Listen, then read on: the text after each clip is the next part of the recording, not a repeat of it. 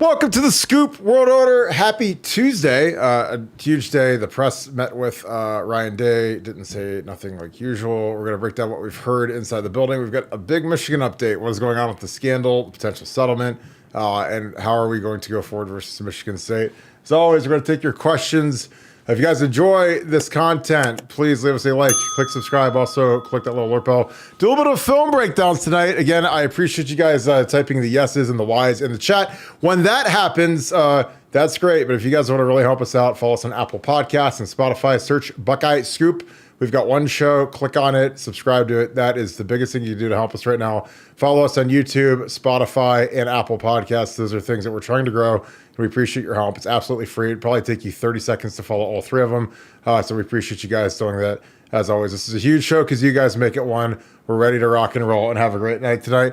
That being said, let's bring in our good friend Nevada. Nevada, you got some whispers about what is going on with Michigan, the Michigan case. It's very interesting right now what is going on because it's a troubled deal. They got a little bit of a miracle where they actually won with 30 yards passing this past week. But what is going on with the Michigan case with the NCAA? Well, here's where we're at with Michigan. Michigan's they were presented with the notice of allegations. I want to say it was August 24th or August 20th. I don't want to get the date wrong, but it was somewhere around then. They have 90 days to respond. Obviously they've got university counsel, and then they brought in special counsel to help them with to designate the response. Well, they've now brought in an additional law firm to handle their negotiations with the NCAA regarding pending settlement. And this is kind of a new development. This gives more weight to the idea that Michigan is trying desperately to settle this thing, trying to do anything they can to avoid having to go through the entire infractions process where all this is going to be laid public for everyone to see. And Michigan does not want to have that. Now, one of my best sources on all things NCAA had written me, he was like, Michigan hired new counsel. I think their problem is that some days they feel like they have leverage, and then they come to the realization that they have none. So their response has been very schizophrenic. And I just thought that was so funny, a very funny text to receive, and really kind of sums up the entire Michigan scandal in that they've got Michigan legal counsel, they've got Michigan administration, and they've got Michigan boosters and fans that all have three very different opinions on these things based upon what's been presented to them. And so they can't get together on a uniform front or a unified response to the NCAA. And they can't decide whether they're going to fight. They can't decide whether they're going to be defiant. Keep in mind, the NCAA, while they've got different groups of it, the NCAA is the ruling body on this. So the body that gave them the infractions, and then ultimately the body that's going to be judging them, is all under the NCAA umbrella. So it's not a different group like it used to be in the past. It's all under the NCAA umbrella. And I think Michigan's kind of reading the room now and realizing that they don't have good options. They don't have leverage. They don't really have a path forward that doesn't include severe sanctions for them.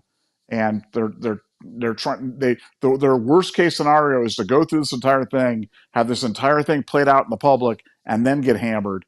It's easier just to get hammered. And then you can scream victim. You can claim their overreach. You can claim, how did this happen? You can go to sympathetic media people and say, hey, tell them that everybody does this and this was no big deal and the NCAA is irrelevant. And, that's kind of their, what they're going to be going for. But for Michigan right now, they are desperately trying to settle this thing. They've engaged new legal counsel, and it'll be interesting to see how this kind of, germinates over the next couple of weeks to see if they have any traction. Because, I made this point on our board. I want to make this point clearly on here. Michigan doesn't have leverage. There's usually in a negotiation, you have something to offer up or something. Michigan doesn't have any of that. So what they're kind of throwing themselves on the mercy of the court at this point, and they're hoping, they're trying to protect that national championship. But the NCAA to this point has said, look, we don't control that. All we can do is do what we're going to do about 21, 22, and 23, and that's up to another body completely. We have nothing to do with that. And, yeah, I don't. I think Michigan realizes that they just aren't holding any cards right now, and it like I said, but it'll be the next 2 weeks are going to be really telling to see whether or not we get to a settlement. But if I'm a betting man, I'm thinking that we're going to because it just feels like that's the way this thing's breaking. Do you think that there is some ambition on their part to try to get out before the truth can come out? And we've seen legal matters, in life where, people, they know that if the truth got out, it would be terrible for them. It'd be devastating. It would kind of maybe destroy some false narratives that maybe they put out. 'Cause again, Michigan is playing the victim here. They've been doing it since moment one, where everyone it's like nobody knew anything. Nobody had any idea. All these, these coaches that have been coaching for 10, 15, 20, 30, 40 years, none of them had any idea why this guy was here and why he was talking to the coordinators. And, again, like at some point, come on, guys. I know that there's a lot of people that are stupid. It's just, we're not stupid and we can figure out what's really going on. Do you think that there's some piece of them that wants to keep what really went on under wraps? Because again, you can say whatever you want, but when there's forensic accounting that goes through each and every little step, it really can unveil a very ugly photo. Because again, there's people that say things and they're just completely, they're total liars, and they're off base. And I think sometimes that, people settle because they know if the public knew what really happened, they would be crucified, not only crucified, but mocked, laughed at, and humiliated for just their abject stupidity throughout a legal situation. What are your thoughts on that? Yeah, no, I think that there's no question that Michigan realizes this thing coming out is bad for them, and we knew that immediately when the NOA came out. I honestly thought that the NOA would be leaked within a week. If you'd have told me that we'd be sitting here 30 days post NOA and that a copy of that has not been leaked yet, I would have said you were crazy. Now, some people feel like they're close to getting it. I've had multiple people call me this, that are claiming to have stuff, but nobody's been able to produce an actual copy of it yet. But it's got to come out. But the fact that it hasn't come out just shows you how much they're trying to, hide in the shadows on this thing. And post 90 days, once they file their response, then everything's fair game. And now, they're subject to Freedom of Information Act. Things are going to come out as part of the NCAA. They could have avoided all this by just getting to I think it was called a settlement of the statement of fact or something like that for the NCAA. Had they settled this before the NOA was actually filed with Michigan, but they didn't. They couldn't get their stuff together, and now they realize that was a huge mistake, and they're trying during this period of time to respond to do that. But situations where the truth is bad is that's hard because everything comes out eventually. Everything comes out eventually. The truth's known. False narratives are put to bed. And for Michigan, that puts them in a really difficult spot because they've tried to play this thing like this was some sort of limited limited scandal where it was isolated to Connor Stallions. Nobody else knew about it. And once you get into the NOA, and once the NOA is made public, I've been read excerpts of stuff that I believe to be credible, and it's very detailed. Very, very, very detailed about what Connor Stallions was involved in, what the extent of it was, who knew, how many people knew, how they knew, what the information was. And so for Connor to get up there on this stupid documentary and talk about getting signals from a television or just giving his mom tickets to Rutgers versus Maryland because that's what good sons do. And I always give tickets to random games to people. That's what I do. And, I think this thing, the NOA lays waste to all of that. And it also lays waste to the idea that he was a lone wolf in this thing, because this was very, very, as you said, it was well known throughout throughout the entire Michigan organization, and they have proof positive of that. So, I think Michigan does not want that to come to light because it destroys their narrative of them being the victim when really they're the perpetrator all along. I think that's that's the big reason why they're going to settle is that they don't want the truth to come out. I mean, again, they know what the truth is, and that's why they all ran from the truth. That's why none of them are cooperating. Because if you're innocent or it wasn't that obvious, then it's whatever. But these guys lived in a delusional sphere where, we've dealt with people that are crazy, but the thing that's crazy is when they say, well, everybody does it. There's this underground Reddit society of sign stealers that watch TV all day and pick signs. And I like, show me why those guys aren't employed by Alabama and Georgia and Ohio State, or show me, the ability to consistently pick stuff without having the advanced scouting stuff there. Again, I literally am a guy I picked signs when I was a GA, and I'm just telling you, if I had an advanced thing, it'd be shooting fish in a barrel. It'd be the killing fields, literally. I had to do it live. And again, most you have to understand that most college football coaches are like overpaid gym teachers. They're not going to kill the game when it comes to intelligence. So they don't.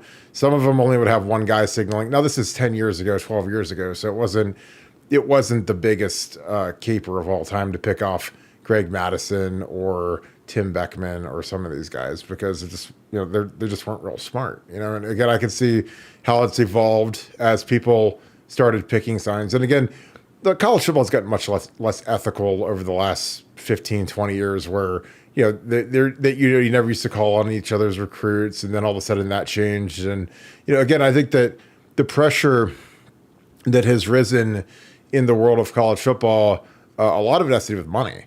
These coaches make an insane amount of money now, and so there's a lot of pressure to keep those jobs. If your wife wants to stay in the same town and have your kids in the same school district, like, you better figure out a way to win. So I think that there's an amplified pressure, and again, there's never been less patience among the fan base. There's never been less patience among administrators, athletic directors, board of trustees, boosters, you name it. I mean, everybody wants us to be conference champions yesterday, so a lot of pressure. So I mean, again, when it comes to picking signs, recruiting guys that are already committed, all of that's out the window now because there's so much pressure on these coaches. Nevada, talk a little bit about, we were talking today about how, we're second in total defense, which again, I know we've played 3 MAC schools. I get it, or 2 MAC schools, and Marshall used to be the MAC, so I think they're in the Sun Belt or whatever they're in, but they still count mentally. When I'm in high school, they're still a MAC school. 3 MAC caliber schools. Let's leave it like that. But there's this kind of undercurrent of maybe disappointment among the fan base, and I get everything can always be better. There's always continuous improvement. I get that. But where are you at so far through 3 games? Because again, I'm happy as can be because we had no major injuries. We blew out all 3 teams. It wasn't, again, I was on the team in 2003 when we had Bowling Green in our, throwing the ball into the end zone with a chance to win the game. I've been coaching on 2011 when Toledo was on the 10-yard line throwing to the end zone to win the game. So I've seen bad Ohio State versus Maxwell's. Now, again, I think we're the only team in the Big Ten that has never lost to a MAC school, at least not in the last 100 years or whatever. I mean, we might have lost in 1920 to some school, but we've never lost to a MAC school. Michigan has, Penn State has. We never have. So again, I like that streak keeps going, because that was something we always talk about. I was like, look, we don't want to be the ones that lose to a MAC school, not in the horseshoe. But where are you at with this team thus far? Because again, I feel good, but am I a quote unquote sunshine pumper? Is that what I am? Well, look, I think disappointment on everything is always a function of expectation. And and I'd say for me, if I took the 3 groups, if I'm being completely honest, I'd say that the offense has even exceeded my expectations. I mean, the offense is really good. I mean, the offense is operating, and it's operating the type of offense, namely the RPO offense in 2024, which if properly if properly executed, I'm not sure how you defend it. And when you see it all throughout the NFL, you see it all throughout top ranked college football. You look at the great LSU team with Joe Burrow, and that's the kind of offense that this feels like. It feels like we've got elite wide receiver talent, the 2 best running backs in the country, a terrific offensive line, functional tight ends, and a quarterback who's a perfect fit for the system. A big, sturdy guy who can see over the line, who's got plenty of arms, so can deliver the ball, accurately, and can run. And so I'm just not sure how you cover the offense. So for me, the offense has exceeded the expectations. And then I'll go to the defense. I'd say the defense hasn't quite been as good as I hoped they would. And that's not saying they've been bad. That's not saying that I don't think that they're going to be a great unit or whatever. But I think specifically, I think our linebacker play has been just okay. I mean, maybe not even just okay. It's been like barely okay. So I think our defensive backs are great. I think our front four is real. When Tyleek's in there, they're really good. When Tyleek's out of there, not as good. I think our pass rush has been. We haven't had, there's lots of reasons for it, but we haven't really had a chance to really put our pass rush on display. I'm hopeful that maybe comes this week. But I think our defense has been a little bit, below expectation. And I think our special teams has, specific. I mean, any time that you have 3 kickoffs that go out of bounds in a row, you have to give the special teams like a really low grade. So, I'd say, all in all, the biggest thing that you said though is I'm happy that we're healthy, and that I love the direction and the trajectory of the team. I love the way the schedule sets up. I see lots and lots of room for improvement. I love the fact that Ryan Day has gotten tons of guys meaningful reps, and when you look at the number of reps that are second string defensive line, our second string offensive line, our QB 5 through 8. I mean, just go right down the list in terms of the only position where I wish that we'd gotten more reps for backup reps has been our quarterback, but everybody else has played a ton. So Ryan Day has absolutely lived up to his commitment to playing more guys this year, and I think it's going to pay big dividends, for us, down the road, and especially in this long season.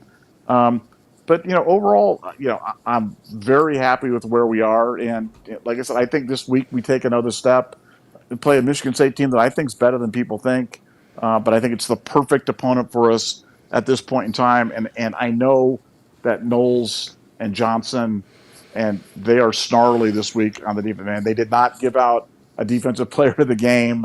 That's kind of embarrassing for the defense. I mean, that's a big FU to the defense, and those guys have pride and they know it. And I have a feeling that we're going to come out this week and have a big defensive effort as a result. But Knowles and those guys were not happy with the way things went on Saturday, and they got to get that fixed.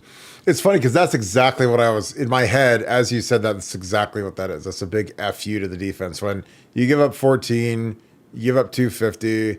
To some people, that's satisfactory. Jim Knowles not satisfactory. And again, Jim Knowles is from the Mark D'Antonio school of grumpy, where he is going to be very grumpy this week. And again, I've been around coaches that are like him.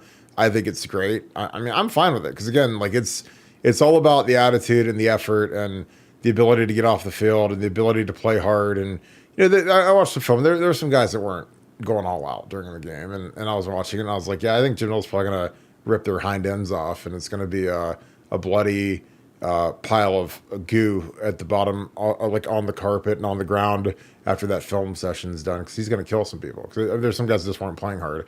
Some guys weren't giving great effort. We had a couple of, we had some lucky plays, some very lucky plays. Like again, we had that 4th down conversion. We probably would have stopped him, but the quarterback just fell down. So obviously that's a good play. Caden Curry had a sack where the guard literally just let him go. And so Caden ran in there and sacked him and did the little sack dance and stuff, which is great. But it's been, the pass rush has been the most perplexing thing I think I've seen in the last 2-3 years, just because we don't have the sack numbers that everyone craves or wants or whatever. And Jim Knowles' last year at Oklahoma State, he had like 56 sacks. He was like second in the nation. And now, we just kind of creep along. We might get 1 sack a game, and they get rid of the ball fast. I get that, but against Ohio State, they've always gotten rid of the ball fast. Like, I got news for you. When these MAC schools come to town, they're not their goal is to collect their $1 million that they get paid to come here and get smashed, and for their quarterback to be upright and not peeing blood after the game. So they've always gotten rid of the ball fast. But Vern Golston, he could get home, and Chase Young could get home, and Now those are first rounders, so I don't know if our guys are that, but I am surprised that we don't dominate a little bit more. I thought, like I said, I think Jack's been better than JT. I don't know how good Caden Curry is. I think he's good. He falls into some sacks. I think he's active. Again, I have nothing against Caden. I think Caden's a really good player. I think he seems to make things happen when he's in there, but he has some pretty lucky plays. Again, you look at the sack he had this last week. I mean, the guard just let him go. The guard had a blown assignment and just Caden ran in there and sacked the quarterback. And yeah, but that's great. I mean, it still counts and it still goes on our statistics and whatever. But it wasn't like he hit some crazy, devastating move and you're like, whoa. I mean, the kid from Marshall hit a great move. That spin move he hit on Josh Fryer and got a sack. That was a great move. But again, I'm like I said, I like these games where we blow a team out, but there's enough bad stuff that they're going to get beaten to death in practice. And they had Bloody Tuesday today, and I'm sure that was no fun. I mean, Tuesday practices, in the world of college football, Tuesday practices always suck. It's the worst practice of the week. It's always the most physical because it's the padded practice. It's the furthest out from the actual game, so they can put the screws to you pretty good. And they do a lot of good on good. They do inside run, a lot of physical drills, which again, I think that's good because that's what makes you better. Again, like I was always, when I had to play Cam Hayward and Vernon Golson, that's way harder than what I'd go against normally on Saturday when I'm playing Michigan State or Akron or whoever, Youngstown State, Michigan. I mean, even when we played Michigan, those guys aren't as good as Vernon and Cam. Are you crazy? They had Brandon Graham, but I thought that he wasn't as good as either of the two guys that I had. But I want to break a play down because I know that you guys love these film breakdowns. If you enjoy these, type Y in the chat and also follow us on Apple Podcasts. I'm going to keep hyping that because we're trying to grow our platforms. This is, again, the O-line got beaten to death after week one, and I think they've made marked improvement the last couple of days. I think Donnie did well. This is just an easy little bubble screen, action here. This is the most simple play in the book. This is just a zone, front side zone. Don't let him pinch inside. Double, double, double, double up. He's got to make the play. And guess what? Our boy Q goes, 86, I think it was, to the crib. Again, we've got, we're occupying everybody. Donnie rocks up, gets to this guy. He's got a tough go here. Because again, he sees, is this going to squirt here? Is it going to come up here? Quinshawn splits it, and it's just bad. And again, the beauty of this play is like something that's as subtle as this little bubble, and Will with this little RPO action, it pulls him over for just a step, which is all you need. When you're running this bubble, he's got to cheat over because, if we throw this thing out here, he's got to make this play. So he's going to cheat over a little bit. He's shooting to fill there. We occupy everyone else. So he's in the wrong gap. So when he guesses wrong, and Quinshawn, who's got exceptional vision, sees this, it's a house call. He's going to hit his head on the goalpost. He's running so fast. And again, I love these guys that have the wheels to get home. He was really, really trying not to get hawked there at the end because he got hawked, and hawked means caught. Basically, it's like it's what the kids say. It's like he got hawked at the end zone of the previous run. So he was really trying with every ounce of, Gator Lights and pickle juice and everything, all the stuff that you drink at halftime or pregame to not cramp. He's really trying. He's like, I do not want to cramp. I do not want to slow down. Every ounce of training I have, I want to get this last 10 yards so that I don't get tackled on the 2-yard line again. And then, they run it in or the quarterback sneak it and they take my touchdown off the board. But Nevada, your thoughts? Because again, that was simple play, but it's just hard to defend when you've got a Mecca running a bubble screen and that basically occupies 4 defenders. What are your thoughts on that? Well, yeah, look, that's Will Howard reading, making his read on his keys, and he's got the option on that to hand the ball off to Quinshawn. He's got the option on that to pull that out and throw that out to Emeka, and he's got the option to pull the ball out from everybody and just run with it. And so that forces that overhang linebacker out there, kind of puts him in a no man land. You've got that safety that's kind of triggering that, thinking that Howard's going to keep it. And he's going to meet him coming around the end, and he's going to crush him, for the big loss. And everybody's going to go, "Woo!" What's going to instead? Will hands it off, and Quinshawn takes it to the crib. So no, that's the little stuff about what we're doing right now, and that when people wonder why I'm so high on Will Howard, it's because he can run that RPO game, man. when you have a quarterback that can run the RPO game, what I mean by run the RPO game is make the reads, be able to deliver the ball, and be able to handle, make legitimate fakes on the ball. Where I don't know how many times you've been watching. I know, Kirk, you watch a lot of football. I watch a lot of football.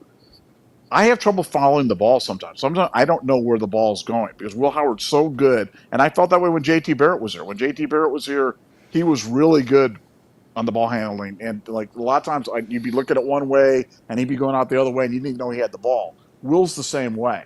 And when you have a guy like that, and we haven't even seen him really run yet. We've seen the 2 rushing touchdowns. We saw the quarterback sneak out of the robust tee this week. But man, Ohio State does a lot of interesting things, and they haven't even unleashed his running yet. And he's a guy he's a willing runner. He's a capable runner, but his ball handling, I mean, that made that play. And it's because he's a legitimate rushing threat. You take that play last year and you go, put it with a guy like, and this is not bagging on McCord. I like McCord. For the record, like Kyle McCord, probably more than just about anybody. I like Kyle McCord, but he was not a rushing threat. So when Kyle McCord would be carrying out that same play right there, no one's triggering to go hit him because no one's thinking he's going to carry the ball. So that instead, that safety's sitting back, he's filling the hole. Maybe that's a 6-7 yard gain or whatever it is. Instead, that guy's coming to get Will Howard because he's thinking Will Howard's keeping the ball and he's going to run. And what happens? Quinshon goes the other way. So that's the game inside the game, and one of the reasons why Will Howard is such a perfect quarterback for this Chip Kelly offense. Yeah, and I can do a little bit of a kind of the back view where you can kind of see a little bit more. But this is, this is really well blocked. Again, it's not all just kill the guy. Sometimes it's just cover the guy up. But you can see the effect. So you got Mecca over here, who's as good of a bubble runner as we've ever had. You got JJ's the point guy here. But, Mecca taking that step, it freezes him. He's the overhang guy, so he's got to go chase out there. And, a guy that hangs in there real well is Kazmarek. He gets in here, kind of hangs onto his booty.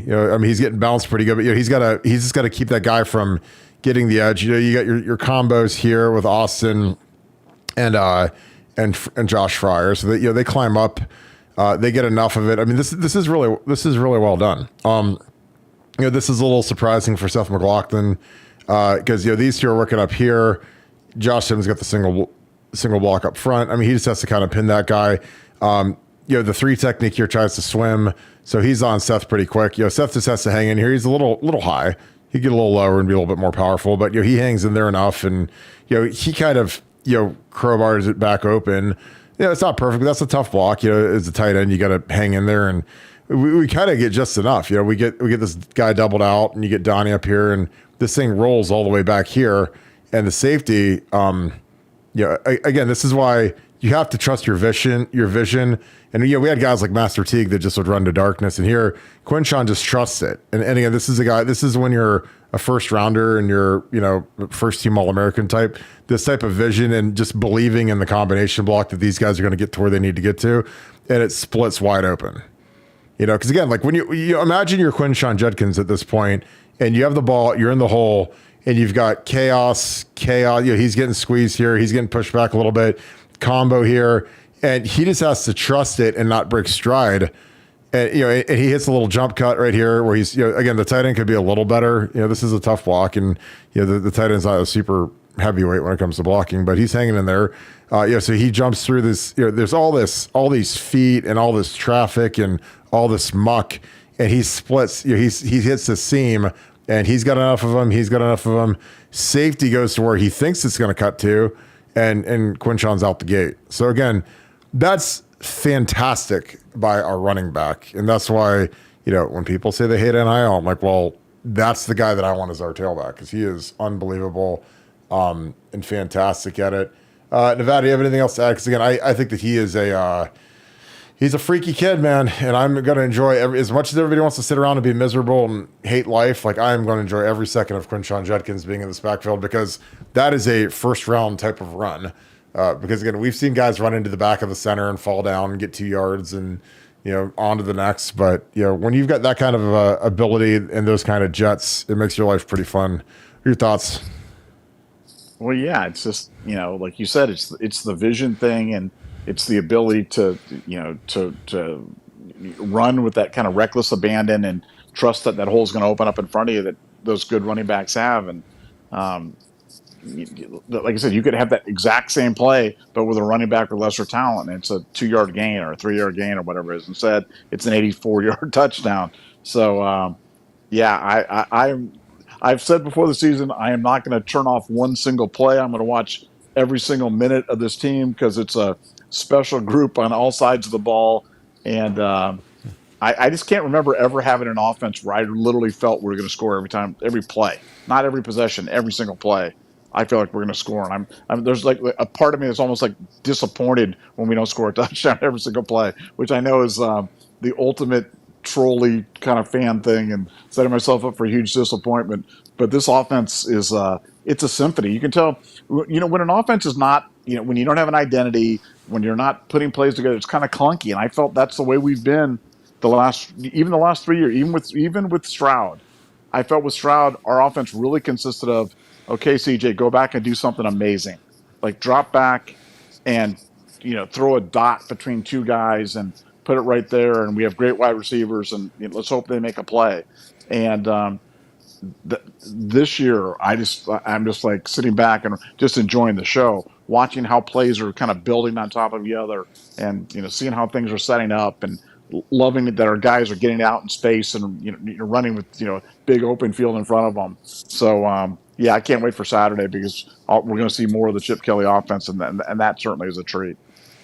Yeah, like I said, when they hired Chip Kelly, I was like, oh my God, this is going to be just a joy to watch the film every week, because he does so many things that are so hard to defend from a scheme standpoint, and it really makes it tough, because when you've got not just the scheme, but you have the skill players, it really makes it almost impossible, because he loves to put people in these terrible positions. And I'm talking about defensive players. So this is I'm gonna do this one. We'll get into the super chats after, but this is just a quick little little route, little 2-man concept to a Mecca. What I'd always tell you guys, the first thing I'd always teach my tackles to look at when they're playing is I tell them check the safety. So you can check the safety right here. He is on top of the slot guy. So there's a very high percentage that this guy's blitzing. If he's right over, because if he's sheeting over and he's not out here or over here, if he's right over top, there's a good chance he's going to blitz. So he blitzes right off the edge. And again, this is really predictable. So he's got him manned up. He's got him manned up. So, but that puts him in a terrible spot. But, Josh Fryer, this is something he could be a little better at. He could look at this and say, well, if this guy's up here creeping, this guy's definitely going to slant inside. And Josh could be a little firmer on this. He kind of, because I would step into this, and again, he's being told to do basically like a full zone as fast as possible, because this is not a read. This is a throw. This is a little flare route here. Come here. And you get a little cross action here for the edge guy. But again, this is a way where, this guy has got to check Mecca, and, you take care of him. And this is a nice, easy throw. Now, again, it's a little tougher because your cross guy's got to get this blitzer. And ideally you don't want him jumping right in the throwing lane, but we get it out there. And again, this is something that Will Howard is excellent about, because there's some quarterbacks that can't make this throw. Now you're like, oh, Kirk, this is a short, easy throw. But I've seen quarterbacks that panic. They see ghosts, they feel pressure, and they'll biff this. They'll throw it in the ground. They'll overthrow him. But Will just stands there, catches it, quick release, gets it out to him. And this is fantastic, And again, great perimeter blocking. Which again, thank you, Chip Kelly, for making these guys block again. So I've had to watch the last few years of no blocking. And Carnell is like, and it's funny because Ryan talked about how good of a blocker Carnell is, but Carnell is one of the most. He's probably the most underrated player on the entire team because of JJ, because of Emeka, but he's the number one wide receiver, and he does everything the right way. Like he's like one of those perfect Buckeyes. But yeah, that's a super easy play, easy, first down there. So, Nevada, I just love his scheme. I love what he does. It's a joy to watch because it's so simple, and that's like a free 10 yards, getting a safety on Emeka on that little flare route. What are your thoughts on that? Yeah, no, like you said, it's nice to have a quarterback who's 6'5" or whatever Will Howard is that can make that throw, kind of go over that guy even when they're blitzing. A simple throw behind the line so Carnell can go out there and block. But no, offense is simple again at Ohio State, and it just hasn't been that way in years. Offense has been like pulling teeth. It's been, you know, get a first down, hope we do some things.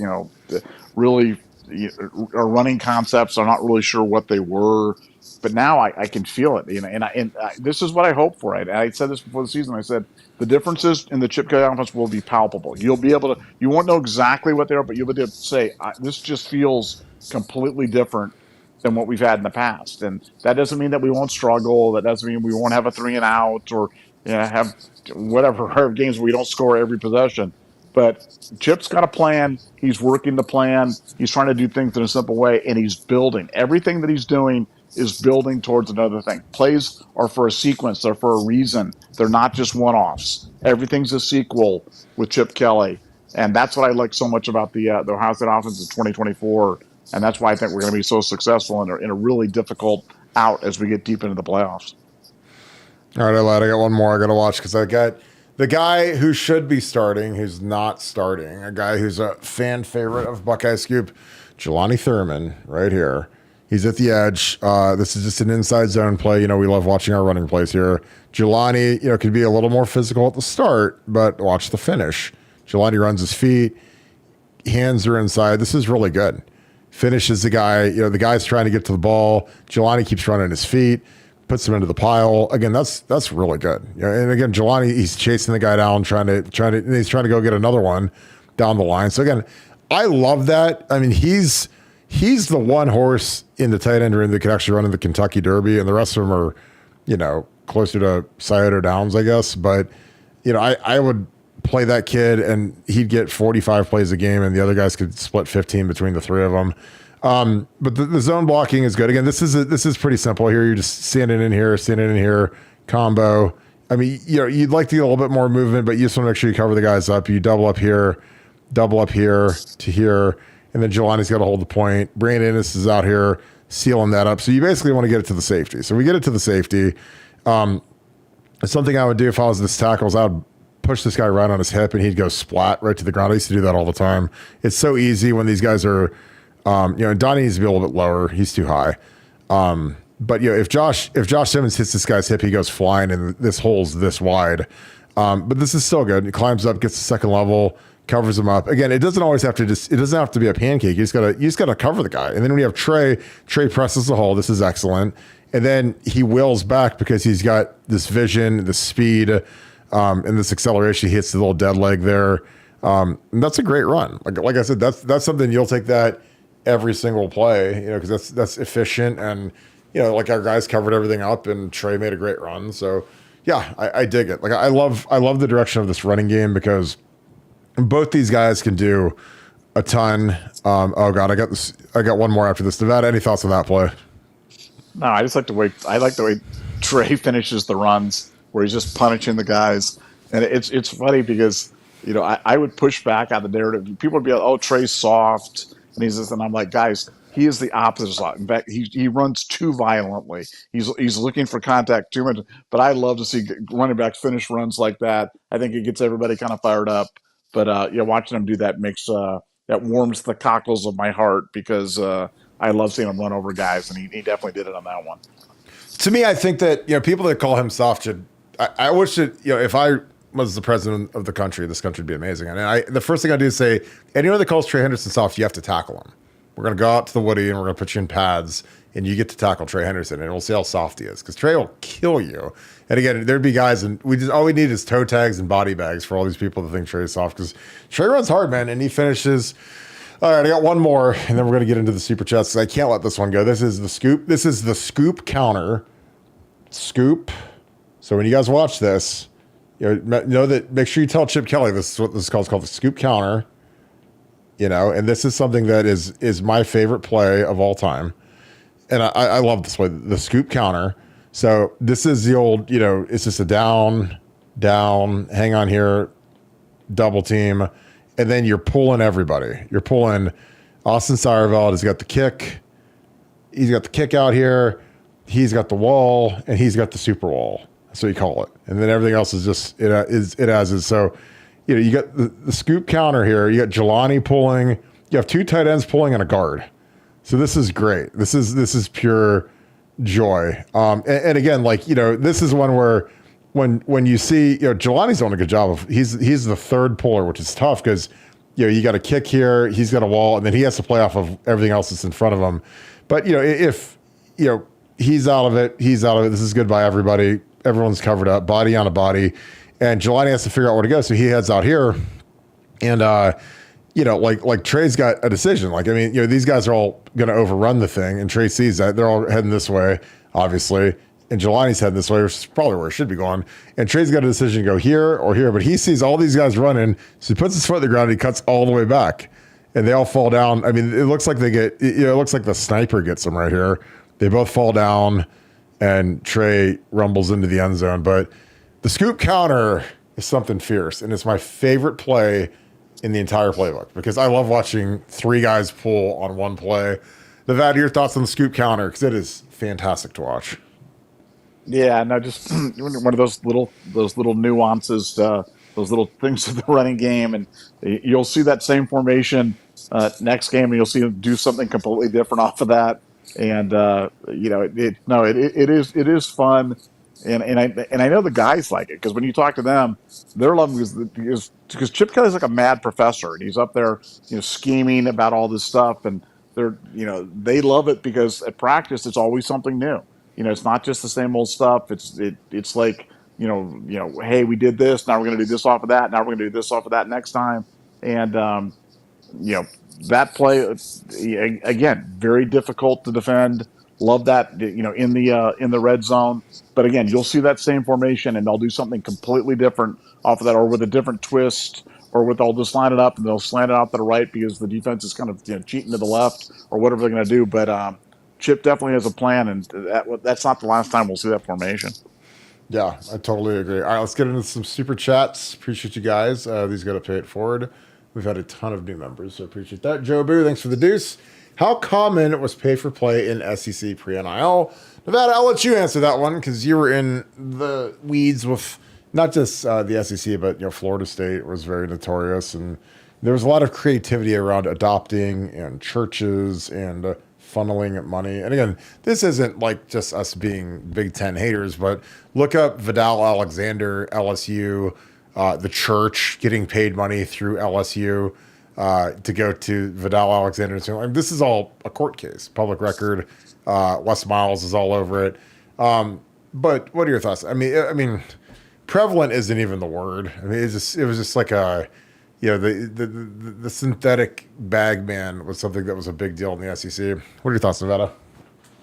Yeah, it was institutionalized. It was cultural. It was just kind of accepted practice down there. And that's why for years we really struggled with it because, look, Ohio State is not above doing the bag man thing. They're not. We're just not good at it. We are inelegant at the body. We don't have the SEC culture of pain. And so for years, but it had nothing to do with morals or standards or we're better than that. We just weren't good at it, guys. And so, but down the SEC, man, the old thing, if you're not cheating, you're not trying. I mean, to them, it was just the way, I mean, they would be shocked if a kid wasn't getting money. I mean, that would be the commenter, like, what do you mean? Of course they're taking money. And I had those conversations firsthand with the people involved. So it wasn't a guess, but I didn't even take, it wasn't even like I took it. It wasn't like it was like any weird thing. It was just the way they did business down there. And so NIL's kind of even that playing field a lot because you're not relying on the bag man. And I think that's a huge advantage to Ohio State. Yeah, I agree. Like, to me, it's, I don't know. Like, it's that's why, like, people that they hate NIL, I'm like, well, we can actually be competitive on this stuff now. I mean, that's the difference is like before it was just like, oh, well, the bag man got him. Like, oh, we lost this guy. Oh, the bag man. Oh, the bag man. But it's like, now it's different. Now it's like we actually have a shot to get kids. And again, I don't know. Like to me, like that's the biggest benefit is it's all out in the open now. There's no more hiding. There's no more, well, they bought this kid. I mean, now we can compete legally and do it. And we do. And it's not like some magical accident that we all of a sudden have the best roster in school history the first year that we really figured out NIL. So, Nevada, like I used to drive me nuts when people say, well, we lost another guy, and it's I don't know, like it was hard because like you knew what was going on. I mean, we're not stupid, but it just kind of is what it is. All right, Andre, I'm bringing this on for you because I knew you were going to ask about it, and I appreciate you, my dude. Thank you for the 5. Thank you for the member. Kirk, can you show a picture of the ceiling tiles in the broadcast booth? Maybe by showing it on here, Ohio State might fix it. Nevada, did you see this yet? I think I sent it to you. Oh yeah, awesome. Super awesome. Does anything say Ohio Stadium better than that? Well, my broken TV in my suite. How about that? Do you have a picture of that? Actually, you know what? I actually sent you a video of it because it was the only TV that wasn't working. I could put that on the thing. It's like the only TV that wasn't working literally was yours. Did you complain? I sent you a video of it. Did you complain to the suite attendant? No, I don't get those emails. I got to get the email. I'll write an email and say every other TV works except ours. Ours literally just hangs there. It says no signal. Like you didn't pay your cable bill or something. And it's like, this is so terrible. Like, I mean, like we have to look at the other suites to see the TVs. I'm like, listen to me cry, and I'm going to get flack about that. Listen to me crying about them. It's like, but like literally, like I'll go to look at like a replay, and our TV's just like no signal. Or if there is a replay, there's like a cloud in the middle of it. Like it's like you have to go stand on top of Ohio State and move your antenna around, or you got to go move the rabbit ears around the thing to get it to work. But I don't know. But yeah, this is bad. Like again, I know that Ohio State is impossibly cheap when it comes to facility stuff, but like. That looks like, I mean, like there were like caves that Bin Laden did videos in that looked nicer than that, but we have this on national TV like every week. They get like this up the armpit angle from down on the bottoms where they shoot the thing up at your boy Joel Klatt and Gus Johnson, and they're like, yeah, I hope none of this scaffolding or none of this sewage piping falls on us during the broadcast, but it looks terrible. Like, I mean, come on, guys. Like, it can't be. What would it cost? Like a couple grand to put all the ceiling tiles in and make it not look like a Afghanistan cave. But that's me. I know that we have to pay for a bunch of coaches that we fired. We have to pay for their contracts this year because we gave them extensions for no reason. So we can't afford ceiling tiles in the building. So I totally understand that. Do you have anything to add, Nevada, before I boogie on to the next one? Nah, I just wish the tiles would fall down on Joel Clapp's head because I can't stand that guy. And I think I'm so disappointed in him because he used to be one of my favorites. I really enjoyed him, and now I can't stand him. I really can't stand him. If I hear he's calling the game, I want to turn it off. He was the chosen one. He was like Anakin Skywalker. He was. He disappointed me. You were the chosen one. You were the chosen one. Him and Ali Luba. Ali Luba and Anakin Skywalker were the chosen ones. And Henry Toto, don't forget him. We're never getting Henry Toto. No, we're not going to get him. Henry Toto's playing in the NFL now. Man, he's turned out to be a pretty good linebacker. Dude, he starts for the Texans. Like literally. I know. He's starting for now they got absolutely destroyed by Minnesota, but I mean, hey, that's like the NFL is like, it's so compelling because you look at these games and it's like, how on earth do some of these teams win and lose and choke? And how do the 49ers lose to the Rams? Well, the Rams lose Puka Nacua and Cooper Kupp. And they still lose to the mighty 49ers, the Super Bowl, not co-favorites because the Chiefs are clearly the favorites, but it's a crazy league. Steven Luter, thanks for the deuce. Hope you're doing good. Does Ryan Day have it in him to run up the score on Scum? Yes. If he has a chance to run the score up, my God. Yeah. I mean, Nevada, come on. I mean, that's one of the easier questions we've ever gotten. If Ryan can score 6,000 points, he's going to do it. But I don't know if he'll be able to. But he is not. With all of the agony that his family, his wife Nina, his kid RJ, they've had to deal with getting beat down after these Michigan games.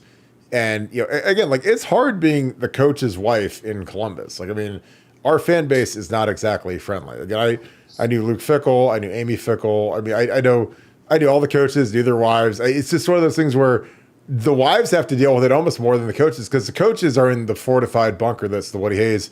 The wives have to go, to the country club. They got to go out to yoga. They got to go to the grocery store. They got to go see their friends. And it's like when you lose to Michigan, like it's no fun to go out and see your friends. No fun to go out to eat. It's no fun to go anywhere because the entire town is mad. And they're all mad because of what your husband does for a living. So if Ryan can score 1,000,000 points versus Michigan, I promise you he will. He will score until they cancel the program, until they get the whooping cough in the second quarter or whatever. But yeah, Ryan Day definitely has it in it to run out. Because again, ever since he said he was going to hang 100 on him, we've lost 3 straight. So that was kind of like the death knell. So if he actually has a chance to hang 100, he's going to. It's just 3 years late.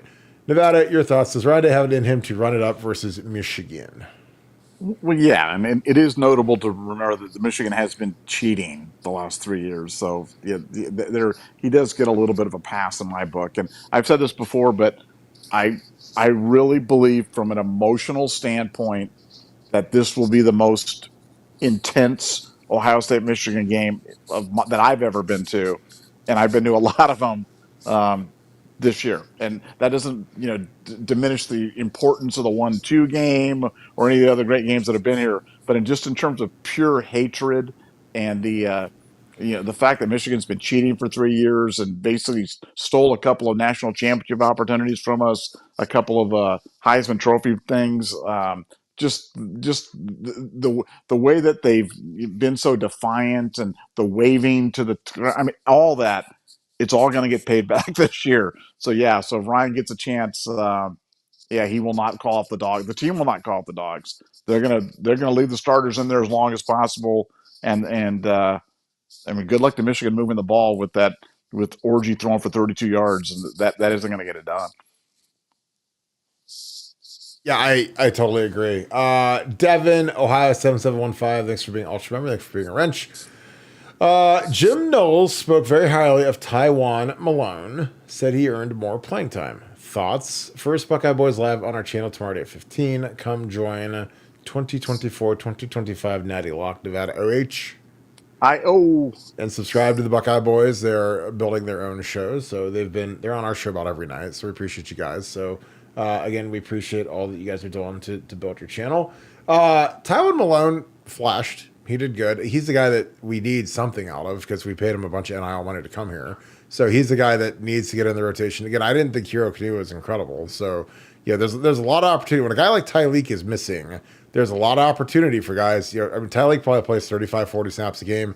So they have to parcel those out to 3 or 4 different guys and see who can do it. So you get Hero out there, you have a little bit more Caden McDonald who plays nose and backs up Ty. Get Tywone Malone out there, Jason Moore out there.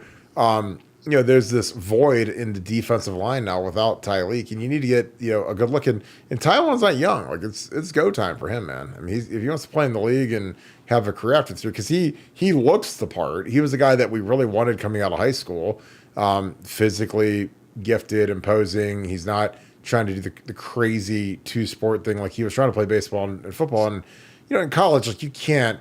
Unless you're one of the greatest athletes who's ever lived, like Dion or Bo Jackson or guys like that, it's really hard to play 2 sports. Because again, you're gonna, rob Peter to pay Paul at some point because all these sports are year round now. This isn't the old days where they had summers off and you could go play baseball, and like now it's like you have football year round. It's a totally different schedule than it was 20, 30 years ago. So trying to do that in the modern times is supremely difficult. But he's made a decision to be a D tackle, and I mean I'm rooting hard for him to be more than just a guy. Because so far he's been just a guy. He's been a guy that they haven't felt good enough to put into the game and take some snaps off of Tyleek's play. Because again, I think they'd love it if he could step in and there's going to be a drop off from Tyleek because Tyleek's a potential 1st-round pick.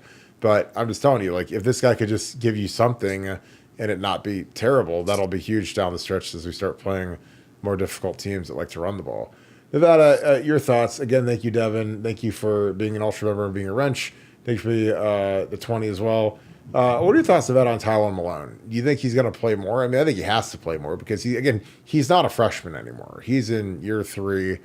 He's been around the block a little bit. It's time to get something out of this kid. What are your thoughts? I think they need him to be good. I'm not sure if Tyleek's going to play this week, and I thought Hero Canoe was not very good last Saturday. So, lots of reasons for that. He's young, he's inexperienced, he'll get better, but he wasn't very good against Marshall. And so, yeah, I took it more that Knowles was kind of I won't say hope was his strategy, but I think he needs Taiwan Malone to be good and to be better, and they want him to be better. And one of the ways to do that is to praise him publicly and hope that kind of inspires him to kind of get there. Yeah, I thought he was better than Hero was on Saturday, and so he made a couple of plays, and I'm hopeful he can do it because he's got a world of ability. He's just never been able to string consecutive efforts together, and hopefully that starts soon. All right, Mikey Antonio, thanks for being Ultra member. Thanks for the 5. Great show. Appreciate you, my friend. Nevada B. That's gonna be a new name. I like Nevada B instead of Nevadabuck. It's like Hattie B's. Hattie B's. Hattie B's. Expresses his affinity for 3:30 start times. I agree.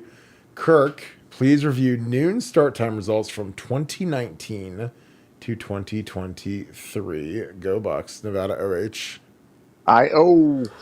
So I'm guessing that this will be a play on the fact that we lost to Oregon at noon and we lost to Michigan 3 times at noon. And what other games have we lost at noon? In 19, I don't know. 20, I don't know. 21, 22, Michigan, and obviously Oregon. 23, Michigan, I guess. I mean, I don't know what other noon games we lost. I mean, I know we lost to 3 to Michigan, we lost to Oregon. Is there another noon game loss that I'm missing, Nevada, that I can't think of? I can't. No, but that's a lot.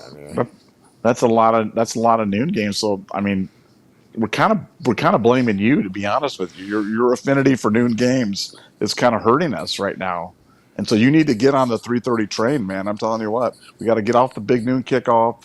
Let's get to the 3:30 thing, and for you, you got to go to bed a little earlier so you can stay up a little bit later and do your thing. You're going to miss that Bob Evans lunch at 3:30 or whatever it is when you do that post game, and I think you got to take one for the team, Kirk, and stay up a little bit later. Well, I think that Ohio State and Michigan have to both be better and actually make it another 1-2 game so we can move that to 3:30. Because again, I don't know. I think, is that the only non-noon Michigan game we've had? Again, educate me. I don't know.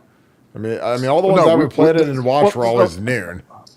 No, first of all, the game's been at 11 o'clock, 12 o'clock, 1 o'clock, 3:30. I mean, the game. People think that the game has always been at noon, and that's not been the case at all. Where did that come from? Where did it was? It was like it's always high noon. The last November Saturday or whatever. Like, when did that become a thing where it was consistently at noon? Was that a Woody thing? Was it 70s? I think that was Yeah, I think that was the 70s. I think that was through the 10-year war. I think people got used to that being the thing. But that's not always been the history of the game. The game's been all over the place. So, look, I'd like to see the game played at night, but I know I'm getting ready for the barbs. People yelling, "Oh, we can't play that game at night." Why not? Play that game at 7:30 or something like that under the lights. Come on, how much fun would that be? But them old timers don't like that traffic now. They do not like that traffic. The old timers do not like that. Oh God. Oh man. Oh God. End of days, man. Especially with bad weather. Driving home. God. When Gene Smith said that to me, I was like, "What? Really? That's really your answer?" Yeah. You can't have those night games because those alumni don't like driving home at night in the bad weather. Oh my God. Gene. I'm so glad he's gone. But anyway. But I digress. It's just so stupid to me because I sit there and I'm just like, so do people not go to movies at night? Do people not go out to eat at night? Like, what's the difference? Like, it's just, I know it's obviously there's more volume of cars and traffic, but it's like, what are we talking about? Like, it's just so stupid because I don't know. Like, I like night games. Now, I like night games when we play good teams. I don't like playing Akron at 7:30. I think that's stupid. Now, again, I know I'm the old timer, and I like to go to Golden Corral before 3 o'clock so I can get the blue hair special or whatever. The free, get my free food and it's like I can't just I don't know. Like I mean, everyone does stuff at night. Like I mean, what, do you not go to high school football games at night because it's dark out and you're scared to drive, or I don't know. Like it's like if you don't want to go, then don't go. I mean, watch it on TV. It's I fine. think the thought to be fair and balanced, the thought is because Ohio State's a little bit different because you've got people driving from all over the state and driving long distances and coming long distances that night games present unique challenges. It's not like going to the movies where your AMC theater is like 2 miles from your house or something like that. I think that's the thought. Do I agree with that? No. Do I think the Ohio State Michigan game is 3:30 is a nice compromise? 3:30 is perfect, especially in late November. 3:30 is perfect, nice and cold. Gets kind of dark. I mean, people get enough time to get lubed up during the day, and that atmosphere is just going to be crazy. I hate noon games. Always hated noon games. Will never change my mind on that. I just think the atmosphere is flat. I think the Marshall game is between the heat and the noon game, and nobody wanted to be there. Not even the players didn't even want to be there, and The that's not good. Heat. It was hot. We're in Ohio. We're not in Miami. It's not I heard hot. I heard people were leaving. It was hot and stuff like that. I heard you had to like run down and give people like CPR and bring them some frescas from the suite to revive them in the suite and stuff like that. I I know you was don't just like to talk. I was just laying on a giant bag of ice like Uga, the bulldog in Georgia. But he's just like laying there on the big thing of ice. So the poor mascot dog doesn't die in the middle of the game. It's like that's what I was. I was just laying on a giant bag of ice, a big vat of ice. You know, You're like one of those big tunas that they're carving down there at those sushi bars in Japan or something like that. yeah, that's what I am. I'm like one of those big the big yellow fins. Like this is me in my Ohio State jersey on Saturday. This is exactly what I look like right there. That's me during the Marshall game.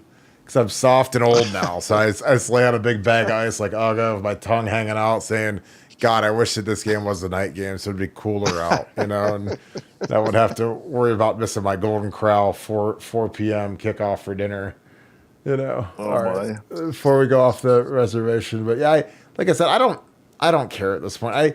Like I said, I like noon games because again, I like to get up early and get rolling, so I like to get to the game, watch it, get it over with, and then go watch the night games and relax and podcast and whatever. So that's me.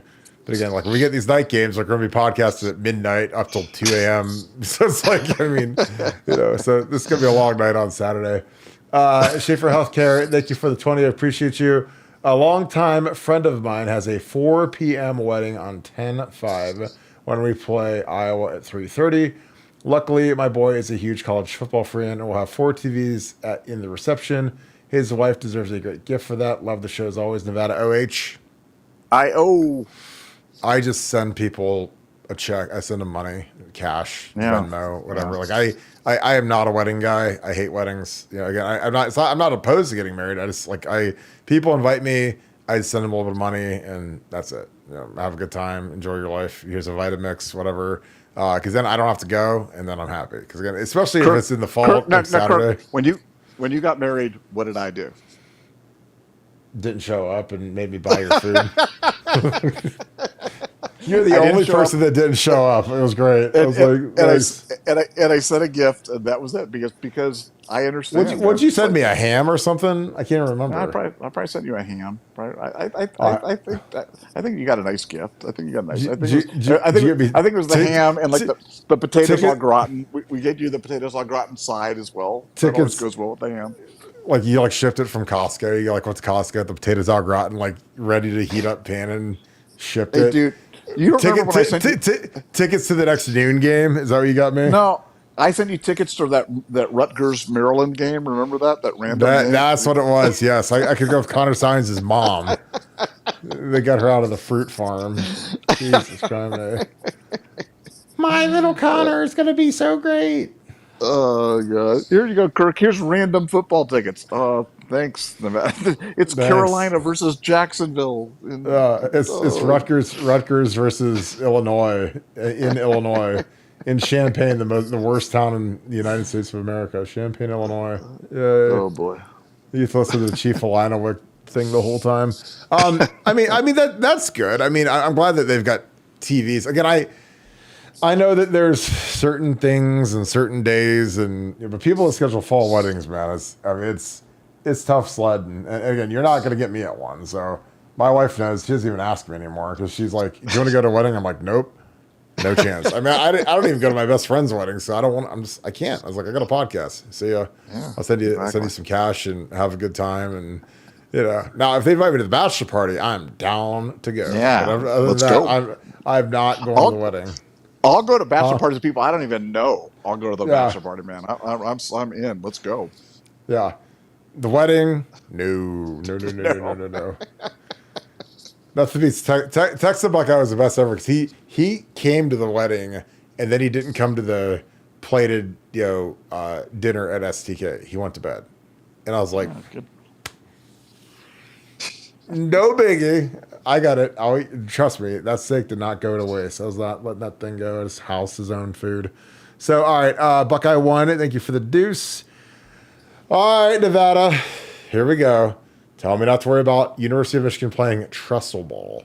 Now, again, I know that we sucked, especially in 2011 when Trestle wasn't there and we couldn't throw. But how many times did we throw for 36 yards? I don't know what we threw for in that 07 Michigan game where it was pouring rain.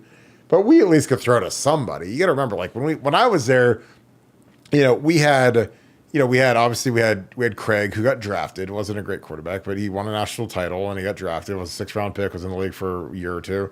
We had Troy who won the Heisman. So we had guys that could throw the ball. We had Michael Jenkins, Drew Carter, Santonio Holmes, Ted Ginn, Gonzo, Hartline, Brian Rubisky. I mean, we had good receivers. Those are all NFL guys. So Michigan doesn't have any of that. They've got Alex Orji, who's they literally run the single wing at this point. It's like they're playing Navy. I don't think that's Trestle Ball because Tress could throw it. And these guys can't. What are your thoughts, Nevada? Yeah, now Trestle Ball was a strategy. I mean, what Michigan's doing is just it's a limitation of personnel, and that's completely different. They are going to look. They struggled mightily against USC. It took a miracle to stop them from getting their second loss and that was a miracle. I think USC at one point was like a 97% chance to win. Yeah, it's one of those. Yeah. It was an absolute miracle, but that is not sustainable, guys. If you cannot run the ball and you literally cannot pass, then every game becomes a dogfight. I mean, look, this week I bet Michigan -10 against Minnesota. That line's moved to -9. I do not understand it. I am going down with the ship. I'm betting Michigan. I'm going on record right now. Nevadabuck is betting Michigan this week, laying 10 points against Minnesota, but that line has moved to 9. I don't understand it. But that's a little respect that Michigan. That's a home game. Not that it would really make much difference being up there in Minnesota, but there's literally a home game that they're favored by 9 points against freaking Minnesota. So that tells you how little respect Michigan has in betting circles and with people that do this for a living, that bet this stuff for a living. They're not. I mean, they're a bad football team, and this is as good as it gets. So. Yeah, I can't wait to play those guys, and I want to see Alex Orji run that little single wing thing against Ohio State and Jim Knowles' defense. Good luck with that, guys. That isn't going to work. Yeah, I mean, again, I don't think you can compare it to Trestle Ball because for one, our defense is better than theirs, and our throw game was legit. Like we were able to throw it with Jenks and Chris Gamble and Santonio, and so it's not the same universe. I mean, Trestle Ball. Tress was conservative. I mean, we know he'd punt from the 29-yard line and do crazy stuff like that because he always wanted to pin the defense and make the team drive the length of the field and play great special teams. And the punt is the most important play in football. So that was his philosophy, but it worked. I mean, he wanted a really high clip and beat Michigan. I mean, he was like 10-1 versus Michigan, so he's doing something right. So again, I don't think Michigan wants to play like this, but they have to because their quarterback can't throw. So. Nobody wants to be like, there's nothing worse than being a one-dimensional ball club, and that's what they are. And again, it's going to come back to haunt them pretty quick. Beach Buck, thanks for the 5. Agree, Goliath is a great show. Did anyone mention Klatt referring to Mick as Moriarty, WTF, Bush League, getting a coach's name wrong?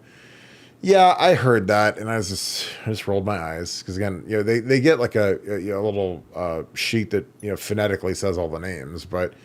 Mick's, it's not like Mick's a new coach. He's been around for 30 years in strength and conditioning, and he's the most revered strength coach he's ever lived in the college football space. So I don't know. Nevada, did you see your boy Trent Clay calling Mick Moriarty? Did you just call him Trent Klatt? You called him Trent Klatt? Oh, Joel Klatt. Who's Trent Klatt? I've said that a few I think, times.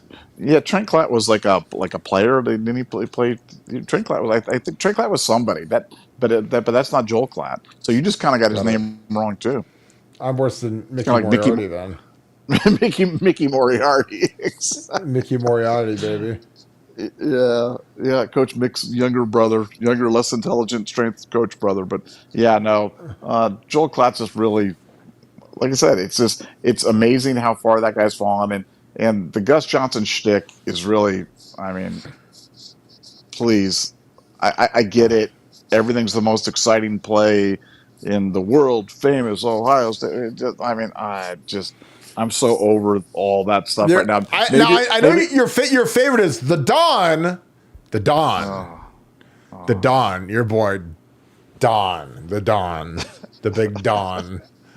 I'm gonna get you a big shirt that just says the Don. He's gonna have Donovan Edwards with his like 1.9 yards per carry on the shirt. Oh my You know, God, the he's so bad.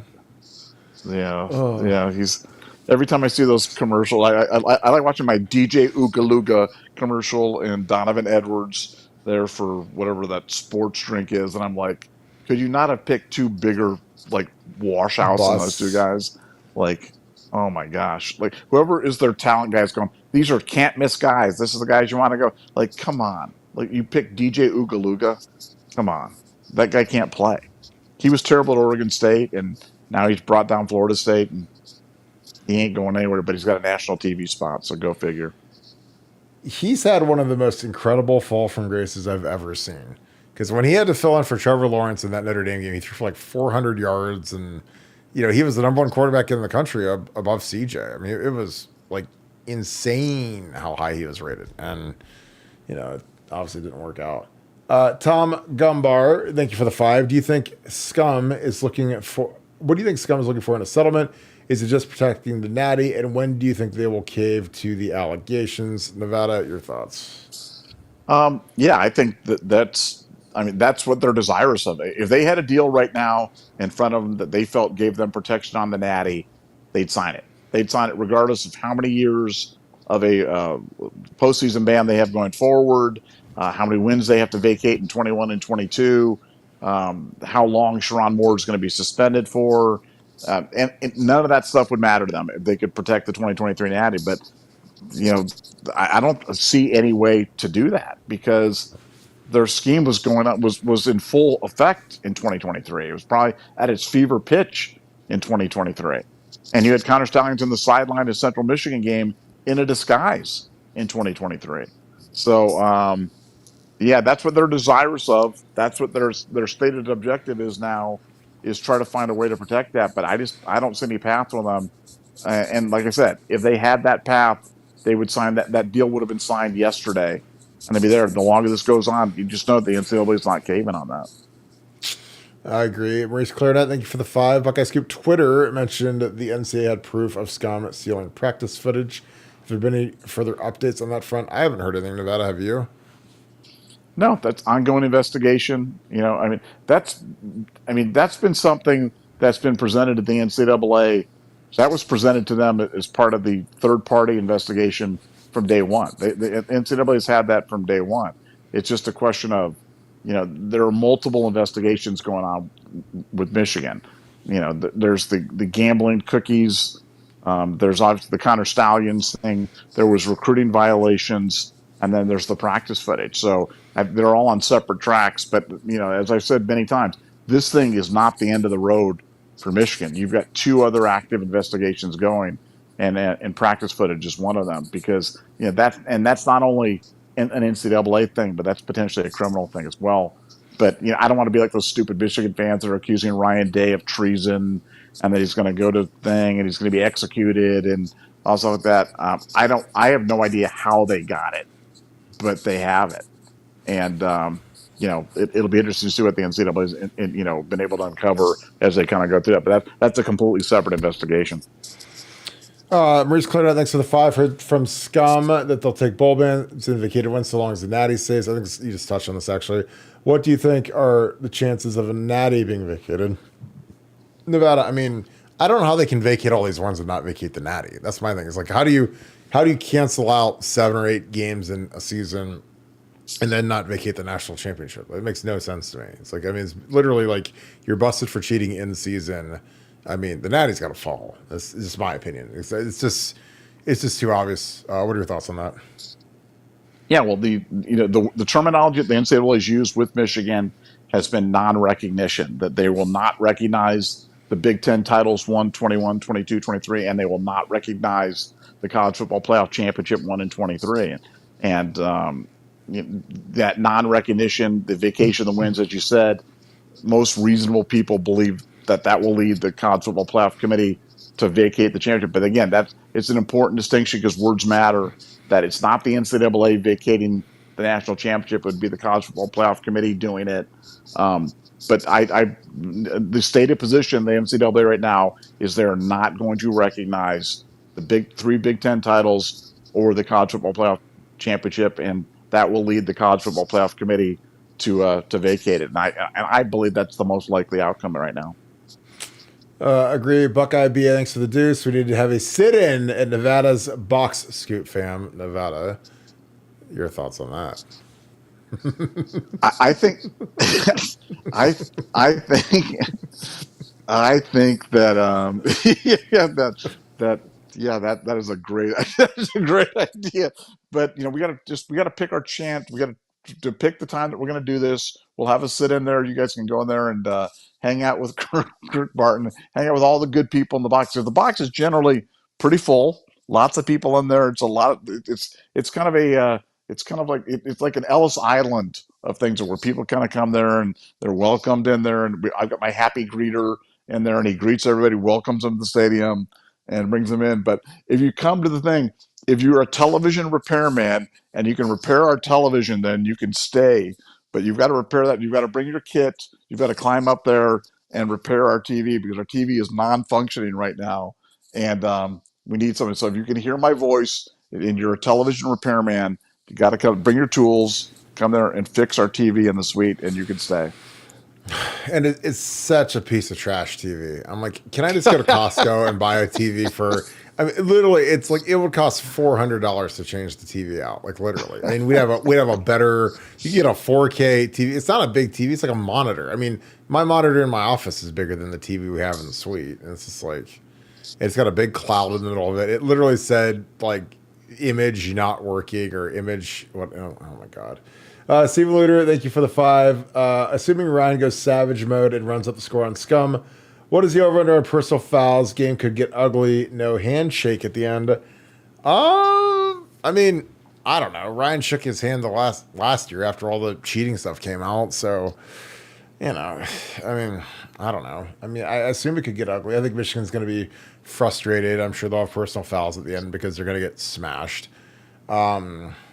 But I think Ryan will probably still shake his hand. I mean, if he shook it last year, yeah, surely he'll run over there to shake it this year after they crush him at home. But what are your thoughts, Nevada? Again, Stephen Luter, thanks for the 5. He says, assuming Ryan goes savage mode and runs up the score on Scum, what is the over-under on personal fouls? Game could get ugly. No handshake at the end. What are your thoughts? Yeah, no, I think Sharon Moore is going to do some sort of stunt. I mean, he'll do some either like run away. He'll do something to try to appeal to the Michigan crazies because when we lay it on them, I think it's going to be an interesting game. I think it's going to be a very interesting game. I'm looking for how many personal fouls are in the stands. Just like, I don't even want to see the Key Bank suite next to us or whatever. What are the suites? We're by Key Bank and White Castle, and it's like they always just fill them up with Michigan fans. It's uncanny. Like when we play Michigan, the entire Key Bank suite is nothing but like head to toe Michigan fans. I mean, they're like faces painted, jerseys on, and I'm like, what are we doing? It's like, and so when they beat us like they did 2 years ago, it's not a fun place to be. But it was funny because I didn't go to the game 2 years ago. I was sick the day of. I was like, I can't go to the game. I was throwing up all over the place. I was like, so I don't go to the game. It's funny. The only 2 home games I've missed in recent times, I missed the Oregon game in 21, and I missed the Michigan game 2 Whoa, years whoa, ago. whoa, whoa, whoa, whoa, whoa, whoa, whoa, whoa. Wait a second. So you're Mr. Noon game. You're like you're responsible for us playing at noon, and then you didn't even show up to the games after you advocated for the noon starts. Well, Or anything like that? I lied. Actually, I lied. I went to the Oregon game. Did not, but I did not. But I did not sit in the suite. I sat in regular seats, and so Okay, we lost. okay. And then I didn't go to.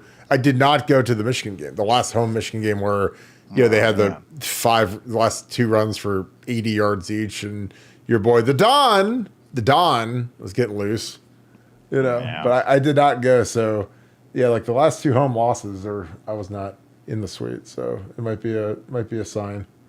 Maybe I should be there. Of course, if they always just say there's no sign. On ice, I'm going to get a big ice slab for you to lay down there at the game this year. Uga, my boy. I'm telling you, look at him. I mean, he's like.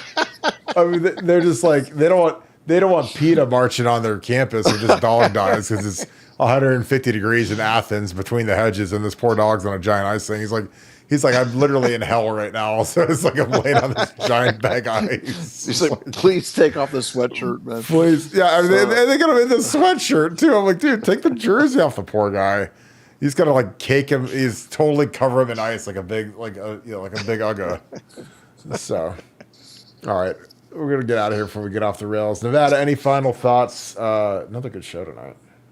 No, Michigan working towards settlement. We'll be monitoring that. We'll see how productive their conversations are with the NCAA, but they are desperately trying to avoid public disclosure on this, and we'll see how successful they are. But we'll have information for you, and we'll see you tomorrow night.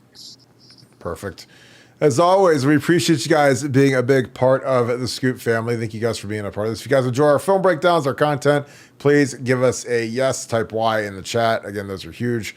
If you guys want to do something spectacular, follow us on Apple Podcasts, Spotify, and YouTube. You click on all of them, subscribe to all of them, leave 5-star reviews on all of them. Those are huge, especially Apple and Spotify. We're really trying to grow our audio formats of our podcasts. Again, that's something that we're a little behind, but you were making up a lot of ground because a lot of you guys are subscribing and spreading the good word. So thank you for that. If you guys enjoy this content, please leave us a like, click subscribe. Also click that little alert bell. Another huge show because you guys make it one. So thank you so much for all that you guys do. I hope you guys have a great rest of your night. We'll be back in at 7 tomorrow. Thank you so much, Buckeye Nation, and thank you, Scoop family. We will talk to you guys tomorrow. I hope you guys have a great rest of your night.